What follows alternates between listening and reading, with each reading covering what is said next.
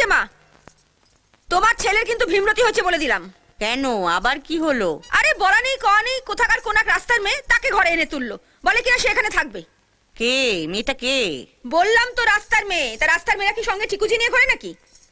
ও, তা 2-4 দিন চোখে চোখে রাখ, তাহলেই ঠিকুজি কুষ্টি জানতে পেরে যাবি। এত বড় সাহস, আমাকে সাপ দেখালো। হ্যাঁ, তুই ছবল মারলি না কেন?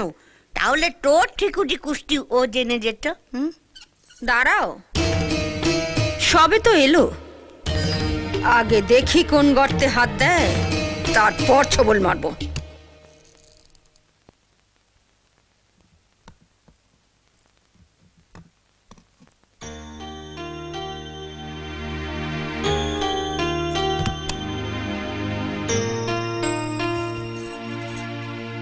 তোমার হাতে ওটা কি?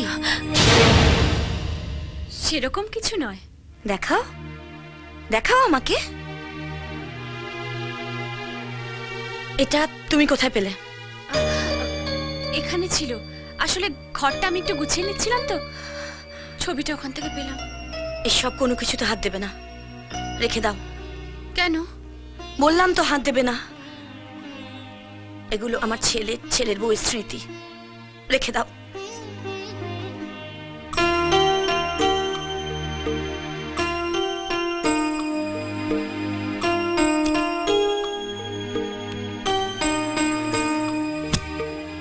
নাও, খেয়ে নাও। ওদের আপনি খুব ভালোবাসেন না? আপনার ছেলের বউ, ওরাও নিশ্চয়ই আপনাকে খুব ভালোবাসে। খেয়ে নাও। আপনি খুব সুইট ঠাম।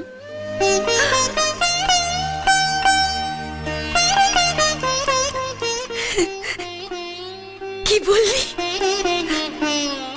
আপনাকে ঠাম বললাম বলে রাগ করলেন? সরি। রাগ করিনি রে, কোনোদিন কেউ আমাকে বলেনি তো। খেয়ে নে। আমি খাবো কি করে ঠাম? আমার হাতটা দেখছো না?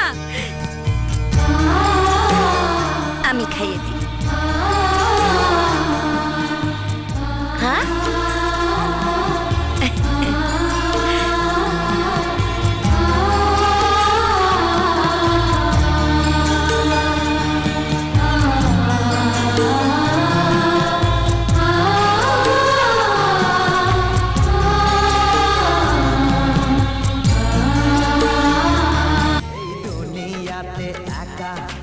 যায় না রে ভাই থাকা, এই দুনিয়াতে একা ওরে যায় না রে ভাই থাকা।